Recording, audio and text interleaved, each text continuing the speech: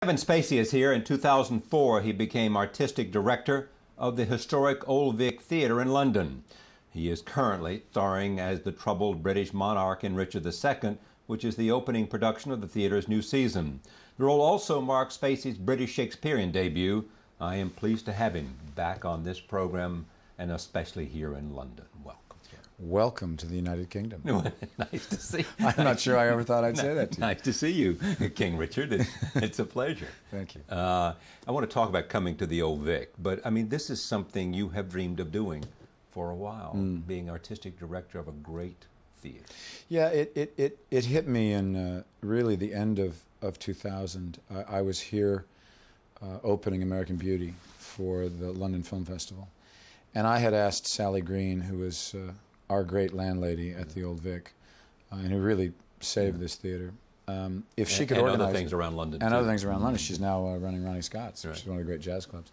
I asked her if she'd organize an evening where a lot of people from the arts, actors and writers and directors and people from media all over, would come and have a sort of free-flowing discussion about what they thought the Old Vic could be when it was at its best, what they thought its future might be. And this was before the idea of coming and actually running it myself happened. And it was sort of at this evening, I walked away from it feeling that whether anyone actually said it or not, the impression I got was that the Old Vic was at its best when it was an actors' theater. If you look back at its history, some of the greatest actors of their time played this stage. Gielgud and Olivier and Richard Burton and Judi Dench made her debut there, and Maggie Smith. And I mean, the list is It was known as the home list. of Shakespeare in London. It was, because Lillian Bayliss, who was the Sally Green of her day, 40 years ran the as theater.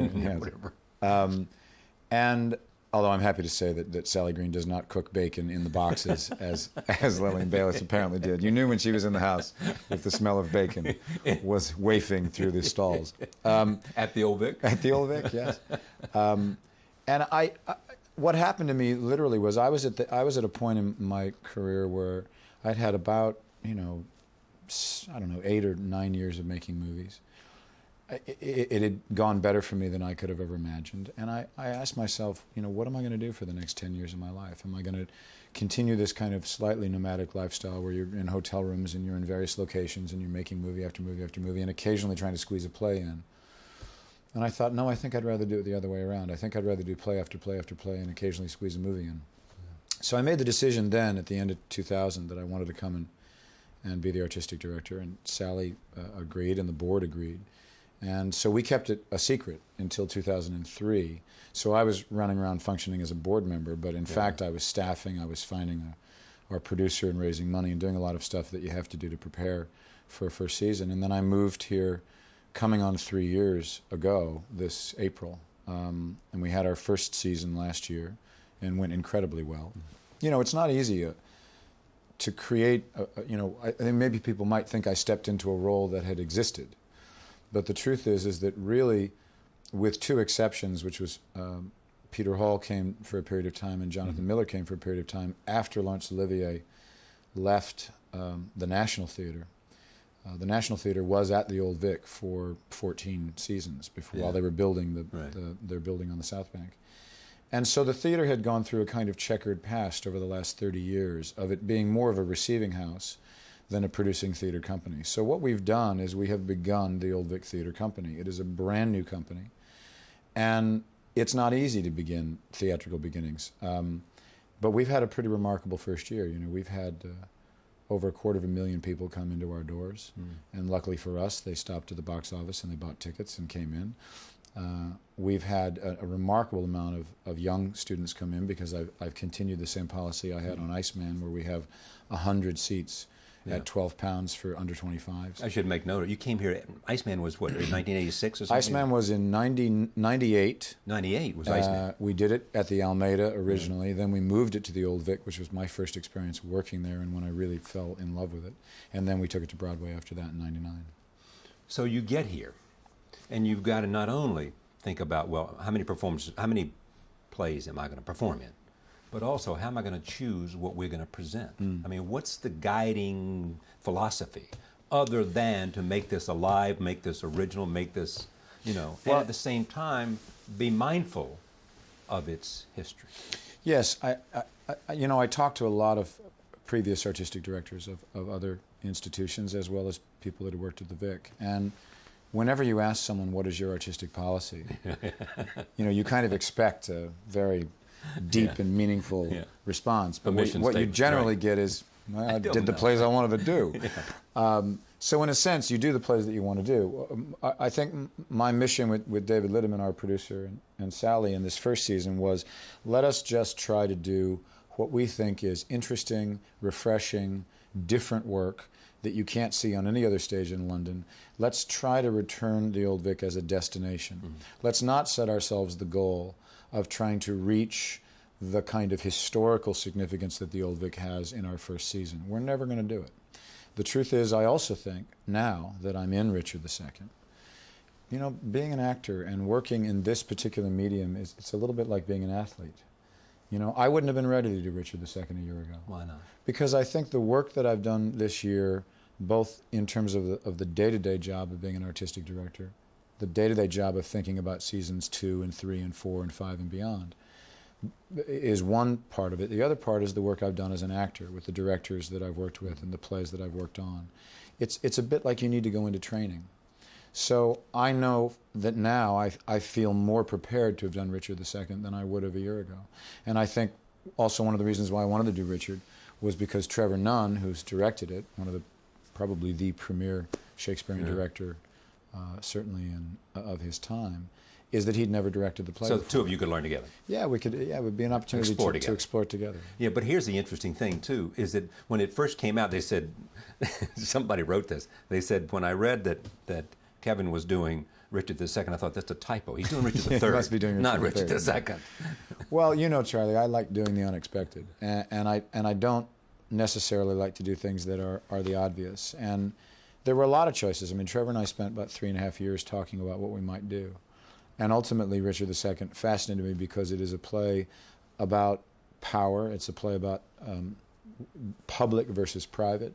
It raises all the questions of monarchy that are, you know, circling around in people's minds even today. Sure. And I also think that because Trevor's rendition of it, his conception of it, was to make it a modern play, as if there were a parallel. When you mean about modern and modern dress, modern times. Modern dress, modern times. We have a great use of video. In a sense, it's examining how the television camera, how spin, how someone gets their story out, how repeated images are used to convince people of one side or the other.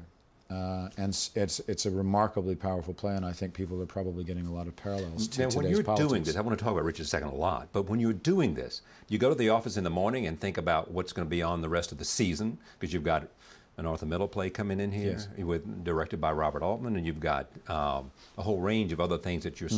Are you spending part of your day with your artistic director's hat on and part of your day thinking about my performance tonight and how I can be better than I was last night, or what I might add to it? And yeah, my days are sort of cut up into 3 different areas right now, because I spend a lot of time with respect to figuring out how we want our seasons to go. A lot of it is you know, it's a little bit like sitting with a jigsaw puzzle, because it's about trying to find the right pieces. You know, will this actor slot into this play? What play does this actor want to do that I've had a lunch with and said, will you come to the Old Vic? It's talking to a playwright that you've actually commissioned to write a new work, so you're waiting for the new work. It's meeting with designers. It's meeting with, you know, there's a lot of that goes on with respect to what the work is. On top of that, there is the tentacles of running a theater. It's not just about what goes on stage. You know, there's programs, there's marketing, there's advertising. A lot of outreach stuff. There's a lot of outreach stuff. We have a big community program, a big educational program as well. To bring people in and introduce them to the theater, so that those people who might not ever have seen theater will see it in a way. Yeah, and also just in terms of its own neighborhood. I mean, we've gone out. Surrounding the Old Vic on the South Bank is an enormous amount of low-income housing. And this is housing that Thatcher put in many, many years ago. You've got an incredible racial mix of families of different backgrounds and different economic, and most of them are pretty poor. Now, we went around to door, and we discovered that within spitting distance, most of these people have never been in the Old Vic. And I said, well, why not? Why should they perceive the Old Vic as a building where only those wealthy people from the other side of the river come? So we have brought in... Or those artist type. Yeah. So we brought in 1,500 families in the last 11 months from the neighborhood either at no cost at all or huge discounts. We brought in over 900 children into our workshops from these families. So we are trying to be inclusive within our neighborhood, and at the same time try to, in a sense, brand the Old Vic outside its borders of Waterloo. Yeah, but are you also, at the same time as you think about the future, going to your friends, say, I mean, a lot of people thought that when you came here, Kevin's going to bring some of his pals from the acting community, whether they're movie stars or theater stars. People like John Malkovich, for example, who's made his beginning Steppenwolf and on Broadway. And don't think I haven't spoken to him. I'm sure. See, but that's the great thing about it. It is the idea, you're now in a position to go to friends who you know are good, who you know have always had a long of a theater, who may be making movies primarily, and say, is there something you are obsessed about? Yeah. Is there something you most really want to do? Well, and it's also, I think it's hugely important too. While that expectation I understand, and I always would like to be able to bring people to the theater who both have credibility, who are good at what they do, and might actually sell seats, which is why you want to bring in those kind of actors at that level. But there's also a very important aspect too, which is that we are building a company, and a company has to survive and do well beyond a particular actor being on stage. For example, I'm not going to be in another show this season because I think it's hugely important that the theater start to stand on its own two feet. That eventually the novelty of my being on stage will wear off anyway, because I'm going to be up quite a lot. I mean, just this year I've been on stage 36 weeks by the end of the year. But I believe that it's important that eventually the Old Vic becomes a destination where people just want to go see what's on at the Old Vic, regardless of who's in a play. It's what the Royal Court has done, it's what the Dunmar has done, it's what the Almeida has done, it's what the National does. So that takes a while to do, and so my impression of it, my belief is, and my commitment is, that this is probably a decade-long You also commitment. believe you went out to do, you left Philadelphia Story to go out and do Superman. Yes, You've for got 6 Ian weeks. McKellen, who, because of Lord of the Rings, had a whole new audience. That if you can bring people like that, you and Ian, if they know you from movies, they may come to the theater for the first time. Look, I have never had a problem with why people come to the theater. If they come because they've seen someone in movies, I have no problem. Buy the ticket, sit in the seat, sit and have in a the good seat. time, It's and then learn our job Yeah. to give them an experience that they won't forget. And in particular, I think, I can't emphasize this enough, how hugely important I think it is to reach out to younger audiences.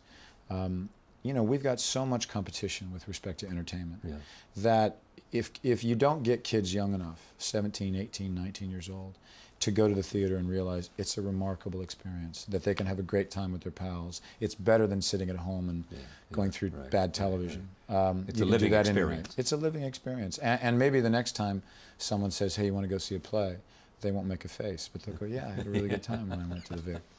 The first year, there was some criticism of the first year. You take that in stride. You haven't seen the reviews of Richard II, which almost unanimously, because I've read 6 or 7 of them, have been very, very good. I mean, I don't know what 4 or 5 stars mean, but it seems like a lot. Well, for a restaurant, I mean, that's pretty good. But they seem to say good things. But also, I mean, the first year, people questioned your choices as to why you did this, but you were saying that was just a learning experience. I'm proud of what we did the first year. I don't quarrel with whatever I don't people quarrel say. with the fact that sometimes our friends on the aisle will be with us and sometimes they won't. I have a different philosophy about why work should be produced. I don't believe that plays should be looked at strictly from a literary perspective. What is their literary value? I think that there are a lot of reasons to produce plays. If you want to develop a writer's work, the best way for a writer to learn and to grow and to become better is to see their work in production. If you want to offer actors wonderful parts, then do something that is entertaining and enjoyable. I really felt that if I had begun where we have been, criticized for not beginning, which is Shakespeare, Ibsen, Shaw, Chekhov, we wouldn't have had 250,000 people come into our theater. They wouldn't. I don't think so. Why would not unless we'd put a major name into each show. And I think that what we were trying to do was to be refreshing, to, in a sense, reach out to a slightly different audience with each of the shows that we did. And it's perfectly fine that people question what we did. I think, to some degree, there was somebody who wrote, and I don't remember who it was, but I thought this was pretty funny, that unless I had come riding down Waterloo Road on a white horse with Laurence Olivier standing on my shoulders, it wouldn't have mattered what I did. You could never be as good as they want you to be. And the truth is, I walked into the role realizing that, look, I'm going to come under criticism, and I'm going to come under criticism for a number of reasons. First of all, the stakes are very high. The Old Vic is just one of those theaters that people have a great passion for and a great feeling about. And I think particularly those who write criticism, many of them were around in the 1950s and 1960s when the National Theatre was there. So I think there is a memory of what the Old Vic was, and in some way they might want it to be what it was, but I don't view it that way. I think it has to be what it is now. And I think that we have to be entertaining. If people are going to go out and spend £42, I want them to walk out of that theater at night saying, that was a really good time. Now, there's an argument that is made. Or I hadn't seen that before. Well, yes, I hadn't seen that before. There's an argument that's made that I don't believe, I don't cotton to, which is that unless a play is great, it's not worth producing. And I don't believe that. I think that in reality, truly, Charlie, there's very few great plays. And if your standard of a great play is a Shakespeare play, well, then a lot of plays, after that fall to the wayside. I think that there is valuable work, important work to be done. You have to be willing to take chances, and you have to be willing to investigate new writing, new work. We brought a European writer over, and we're very proud of having done it. And, despite the fact that some of our critics have not been on our side, it hasn't had a terrible effect on our box office. So I suppose I look at it this way, which is that my major concern is to develop a relationship with an audience. We have a 1,000-seat theater without a huge advertising budget, without a huge marketing budget, without a single pound of subsidy from the government. We are a commercial operation, and therefore we have to fill that theater every night, and that's the relationship that I'm building. How much of your time do you spend on fundraising? Quite a lot, Charlie. In fact, I'm fundraising now. This is part of the process. To all my process. American friends, we do have an offshoot of the Old Vic called Friends of the Old Vic. And here is our and it's a tax write-off, right. And here's our website. Call this number, and here's our website. But truth is, I do spend a lot of time. There's a number of different areas in which I am raising money. Obviously, the theater company itself, which is about the producing and coming up with the money to do the actual work. There's also a lot of money that we raise for our educational or outreach programs. And then on top of that, we're about to announce at the end of November a capital campaign to raise over £20 million to renovate the entire theater and to bring it up to a 21st century standard. A lot of people don't know, and it is amusing, and I'm happy that we're going to do our level best to fix it. The building has never actually been fully renovated. So you can get the state to do that? Well, I hope to get the state to do that, and I know you had Mr. Brown on yes, I did. Yesterday, and he and I are in discussion about it. He's been quite supportive. Yeah. So what I'm doing is I'm going out and I'm spending a lot of time meeting with individual business leaders, having dinners, and trying to get them on side of why I believe that the arts are worth donating money to. And why it's important that we continue to produce plays. Richard II, tell me about this play. What commends it to an audience? You said it's a story of a king who loses, a king who... yes, there's a debate about monarchy. There is a debate about spin. And there's a debate about PR. how it is that people go about usurping power, how it is that... It's all about power. It's all about power. And it's all... But I mean, to a certain degree, my experience of the play, from the journey I'm trying to take with Richard, this is a man who has known nothing else in his life. I mean, he was crowned either at 9 or at 12, depending on which version you believe. So he's been a king his entire life, and been a king for whom no one ever said you were wrong, or that's a bad idea. He had no critics. He had no critics. And the truth is, he's a man who makes a series of bad political decisions. And it comes to rue it. And ultimately, it is a journey about, I think the play, in a sense, operates under two spheres. It is an external journey and an examination of monarchy and pomp and all of that stuff, which even in a modern production, we're still robed and crowned and all of those accoutrements that still happen today in the House of Lords and Houses of Parliament. And then it is about a man who, when stripped of that power of his reign, is forced to go inside of himself as a man in a way that he never had before in his life. And by the end of the play, is a better man, and probably would be a better king if he were to be king. And then he says it's too late, though. Well, it's too late with respect to his position, but it's not too late with respect to his heart and his soul. What's your best soliloquy in this? Well, there's so many extraordinary passages because this play was written at a time when Shakespeare was writing a great number of sonnets. And so I think that process of writing the sonnets infused itself into the character of Richard II in a way that it almost isn't reflected in any other Shakespeare play. It's a beautiful way of speaking. The language, the rhyming couplets. You could take sections of it out and they could be their own sonnets. When he comes back from Ireland, beautiful end of Act 1. The abdication scene where he actually takes his crown off. And he says, is a heart. It's just a heart-wrenching scene of him having to, in a sense, depose himself. what kind of English are you using? The King's English, as they would say, or as or they the say, BBC English, as they say in the theater. Yeah, they used to be called BBC, and now it's called RP. Yes. And it's all about its perceived RP English. is RP is it's just the perceived English. Okay. And I've had a great coach, and I had Trevor, who was Yeah. always there, whispering Right. supplant in my ear. Rather It's than- interesting, it is in a way like tackling another language, not just Shakespeare itself and the rhythms and the iambic pentameter, but the language of British. We have so many words in America that I don't say glass, I say glass. So do I. So Yeah, it's right. after 46 years of saying something, it took Glass. quite a while to get it under my belt. And the first week and a half, I think, of previews, which is why we had a long preview period, I just wanted to try to live it for a while so that stuff became second nature and I wasn't thinking about how to say it. Is there a difference in the quality of life in London and New York? Well, you probably feel this too. There's a lot about London that is like New York in the sense of its energy.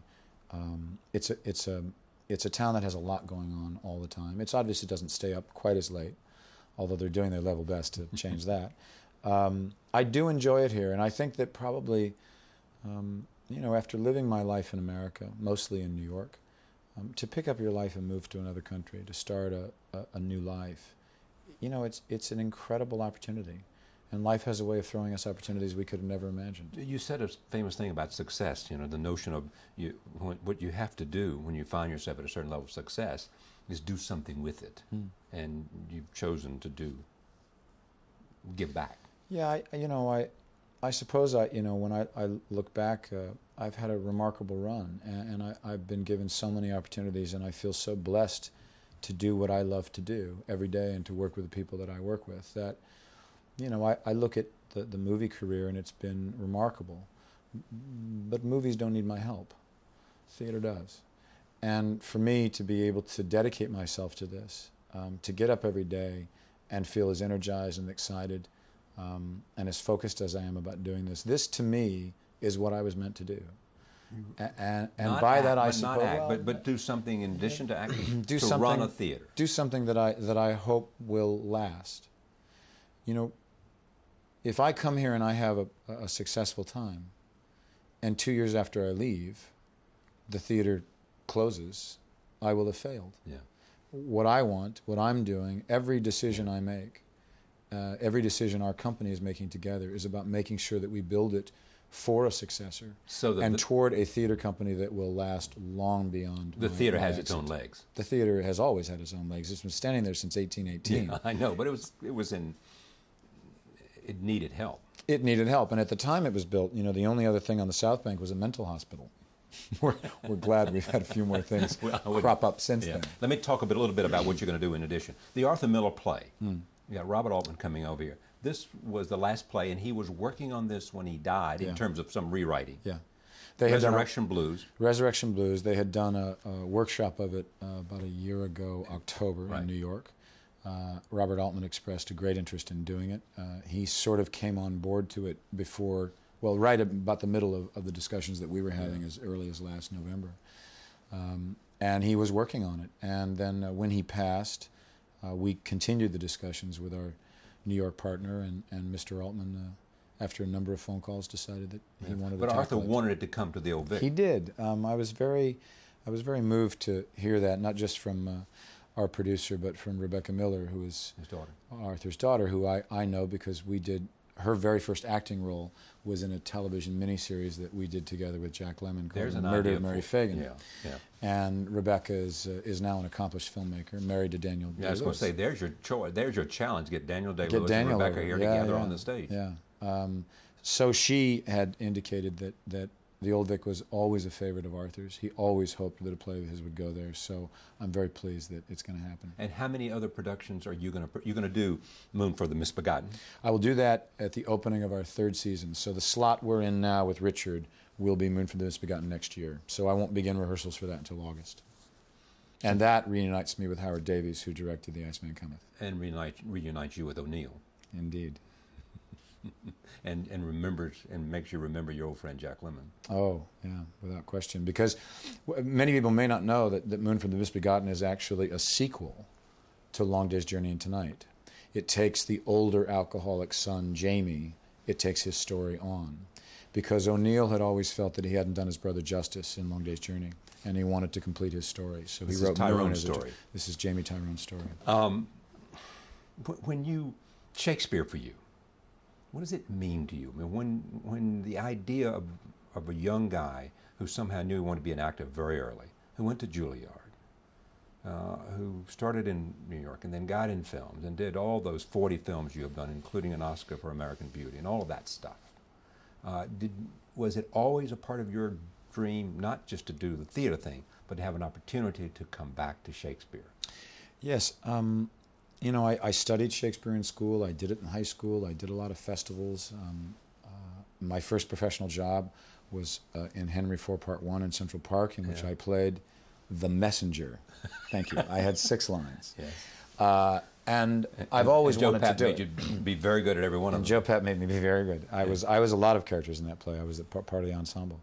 I've always wanted to tackle the great Shakespearean parts. And I suppose, like I've said, it's a little bit like being an athlete. I don't think I was ready to do it until now. And I was a little bit relieved when I discovered in some of my research that Laurence Olivier was 31 when he came to the Old Vic in 1947, might have been 47, to do his first season of Shakespeare. Really, he was 31. So I thought, well, 46 is not bad. It's, you know, it's a little bit longer. You can work your way towards Othello. I would love to work. Well, I'm not sure. I'm not sure that Othello is a part I should play, but Iago is a pretty good part, and you know, maybe someday Richard III and Coriolanus. There's some extraordinary parts, but a lot of it will have to do with the director and the time, and you know, when you're trying to map out a season, what is the right thing to do at the right time, and also to be able to continue to carve out a little bit of film work, because the other part of my day I didn't get to, is, in addition to being an actor, is that I still run Trigger Street, my film company in America, and we are producing an enormous amount of stuff. Aren't you doing some reality television in which you are kind of a mentor to young actors? Yeah, no, what it is the Learning Channel has done a thing on interns, and they've assigned 3 different interns to 3 different companies. One is working for Robert Evans, one is working for Method Man, and one is working for Trigger Street. And so I'm interviewed a couple of times in it. It's not a reality show in which they followed me around on camera, although they did come to Cannes. But are you going to select them, or are you going to do based on performances or something? It's essentially it's a show about these 3 interns and how they do, but it's not a contest. It's not that kind of reality show. It's more of an exploration about what it's like and what it takes to come and work at a major company. You'll do 1 movie a year? Maybe 2. You know, it depends. I mean, and look, the truth is even when I wasn't doing theater, you'd be lucky if you found 1 or 2 movies a year that were worth doing. So I'm just going to stay on that track. Usual Suspects is not a movie that's about to happen. It is. You know, it was a great rumor. Apparently, started by you. Started by me, apparently, and I was speaking to a waitress in a coffee shop in Sydney, and I told her, drunk with coffee or something, we're going to do a sequel to Usual Suspect. Well, did you actually say that to her? I didn't say anything. You said no. nothing. This was just a made-up story. So we did. So the word we're going to do a sequel to Usual Suspects, same director, and me, never would have come out of my mouth. I wouldn't have considered. Why isn't that a great idea? I think it's a terrible idea. Why? Because it's a terrible idea. Tell me, who's your wish list to come to, in terms of either plays or actors, male or female, to come to the Old Vic? The Old Vic. Judi Dench. Oh man. Jeremy Irons. Here's what I want you to do for me. The single most loving television show I did in the last year, probably, was Maggie Smith and Judi Dench together. It's unbelievable. Can we put them together in a play? We'd love to put them together. Or do we have a play that would fit? We're doing The Usual Suspects, and it's a good play, I think. And it's strange casting because she's going to play Fenster. You don't want to hear what I say, do you? No, not at all. I may have ideas. Yeah, you want to come on our board? Yes, you have to give some money, Charlie. Yes, I'll raise money for you. No, you know who should be on your board? Your very good friend, the former president. Former president. Bill Clinton should be on your board. He knows how to raise money. Former president has been very supportive of the Old Vic. And you got him raising money for you too? Well, I can see it now. I can see it now. He says, "Come on down to that Vic. Give this dollar to my library and give this dollar to to my pal Kevin." I'm going to get on the phone right after and give him a call. I'd love to see Judy. I'd love to see Maggie. I'd love to get Peter O'Toole back up. You know, O'Toole has been so incredibly supportive. He's come to every one of our shows. Yeah. He sits in the front row in the student seats. So he can hear, or what? What's the reason? Well, he just likes sitting that close. You let him sit in the student seats? Yes, yes. Yeah. I like being under 25. See, I knew if I could get you to do one impression, I would have scored. So who else? There's many. There's also great writers. America. Are you seriously talking to my friend Malkovich about doing something? Malkovich has been in discussion. I would love to get Edward Norton these serious here. discussions, or you call them up and say, I'm at the Old Vic, you having a good idea, let me know. These are serious It's not a discussion, that's These are serious discussions in the sense that I've asked people, think about what play you might want to do. I'll come to you with a play if I think of one. So there's a lot of back and forth. And, a lot of it has to do with people's schedules. But I would love to have a lot of people come. Okay, how about some American playwrights? How about some Tennessee Williams? Can we do that? We can. Can we do some Sam Shepard here? We can. We can do some Mamet. You don't need me, do you? No, Mamet. You could do Mamet, yeah. Yeah. You could do Gary Glenn Ross, except it's just been done. Yeah, but we're going to do it. We're going to change the title. Do what? It's going to be called Gene Barry Glenn Close. That'll be good. It's a strange. It's about a game show. It might work. Yeah. No, and I also, we have a program called Old Vic New Voices in which we encourage new writing. So we've gone over to New York and introduced 5 or 6 British playwrights over there. And then we brought 5 or 6 American playwrights over here, and we do these staged readings. So we're beginning to try to build, I hope, a stronger cultural bridge between the United States and I know for a fact that I will travel with Moon from the Misbegotten and come to Broadway with it as we did with Ice Cream. Sure, yeah. Because I want to begin to, as I say, bring the Old Vic brand beyond the borders of. Who's going to be in Moon for the Misbegotten other than you? We don't know yet. All right. Your ambition knows no bounds, does it? To do what really I'm doing does know no bounds. you don't. But I'm having a blast. My sense is that you have pretty much set out, first of all, to be an actor. And you, from an early age, you went to Juilliard. Then you set out to know how to communicate and how to be entertaining on television. You had 40 films and 2 Oscars, right? Now you've got the theater. How many actors would dream of being artistic director? The Old Vic or other play. I can't think of anywhere better than the Old Vic. History and everything else. There's nothing you don't think you can do. No, that's not true. There are many things I don't think I can do. No, that's not true. Because there are many times when I'll read a play or someone will suggest something and I think, great, but not for me. And even if I think it's great, and this is certainly true in film, where I may have said no to a movie and someone else did it, and it turned out to be a really good film. I'm very delighted, but I felt my presence would somehow be the wrong thing or imbalance it in some way. I am certainly, without question, and sometimes I get accused of arrogance, that if I set out to do something that I believe in, I'm passionate about, I'm dedicated to, I'm focused on, that somehow that gets turned into arrogance and No, I just had ambition, not strange. arrogance. But if I believe I'm challenged by something, if I don't think something is going to come easy to me, then I love setting out to try to accomplish it, because I'm still learning. I'm still growing. Even as an actor. I can't tell you what it was like every day in rehearsal with Trevor Nunn. It was like going to a Shakespeare masterclass. And what I've learned about the role, about the play, about myself as an actor, about my weaknesses, through this first 3 weeks of previews, where the performance has gone from the first night we did it to last night, is a remarkable journey. And where it will be in 5 weeks is a remarkable journey. Things you have learned about, not just about acting. Yeah. About acting. Yeah. Just give me one example of what Kevin Spacey has learned about acting. I've learned in the last 2 weeks that I don't have to try so hard. I think that my first Shakespearean role, a certain amount of pressure about, will I be able to do it? Will I sound like a British king? Will I work within a company of 24, quite frankly, much more accomplished Shakespearean actors than myself? And we have a broad range. We've got Julian Glover, who's in his 70s, all the way to somebody who got out of RADA a couple of weeks ago. But they've grown up with it. I haven't. They've been incredibly supportive. And night to night, I've learned as we've gone through. I got a letter from somebody, actually, that took me to task. It was kind of lovely. And I brought it in and read it to Trevor one day. It just took me to task for how can you yell through your speeches. And the truth is that probably in the first 4 or 5 or 6 performances, I was just beginning to gauge where I had to go, where it needed to go. I didn't need to fill the house in the way that I was feeling an obligation to do so. I could pull back. I could allow the internal, quieter moments to actually happen and trust them. And that's about learning. That's about learning night to night. Yeah. Theater is not frozen.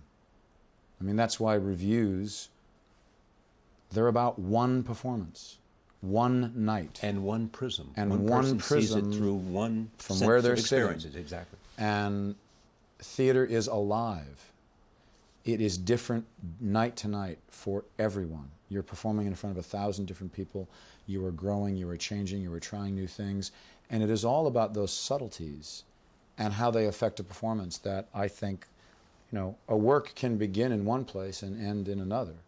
And it's like if I often make this analogy, but I think it's the right one. If you play tennis, if you play any kind of sport, you go out there, it's the same game and, you've got the same rules, but every night, every time you go out, you're working on a different part of your game. Yeah, exactly. And it's always a different game, and it's always thrilling to do. And just as Tiger Woods, one example, or Roger Federer, 2 people playing a game like no one has ever played it before. Both of them go to the practice court or to the practice grounds at a golf course because they believe they can improve it and take it to another level. And that it's absolutely true. That's why I have great admiration for you because I know how hard a worker you are. You have to go to the theater, I know, to do this. Thank you for doing this. No, thank you. I'm it's delighted a pleasure to have you over here. It's a little odd not being in the black room with the round table. I know. I feel a little bit, a bit colorful for me, isn't it? It's a bit, quite frankly, Charlie, you've gone a little bit more, what's the word I'm searching for? A little bit more deco than I've ever seen you before. Is it becoming? Becoming what? I don't know. Groucho, too. Thank you very much. All right, thank you got very 2 of them. Kevin Spacey. Pleasure. Thank you. Thank you. Richard II at the Old Vic will be at the Old Vic in this production until November something. November 26th. No, so it's probably sold out, but still try. No, it's not sold out. Call. And even if you can't get tickets for Richard, Resurrection Blues is coming out. We're doing this other thing, which I think you might find interesting. We are creating the first piece of theater to come out of Iraq. Oh, I want to ask about the war. It's going to be an adaptation of Stravinsky's A Soldier's Tale, using Iraqi actors, Iraqi musicians, British actors, British musicians, in both languages. Based on an Iraqi poet? No, Stravinsky. Stravinsky. Yeah, Soldier's Tale. So it's being adapted to be a modern piece, and it's quite extraordinary. So that's coming over for 11 performances in February. You're a politically active guy. In a sense, you care about politics, you care about your country, and I read the papers. I'm fascinated by, as you pointed out, the quote in the headline today. There was a quote in the papers here, the Independent, for specifically saying that President Bush had said to the Palestinians at some point, that part of the reason he went to war was because God told him to. God told him to. Yes. Kevin Spacey at the Old Vic. Back in a moment. Stay with us.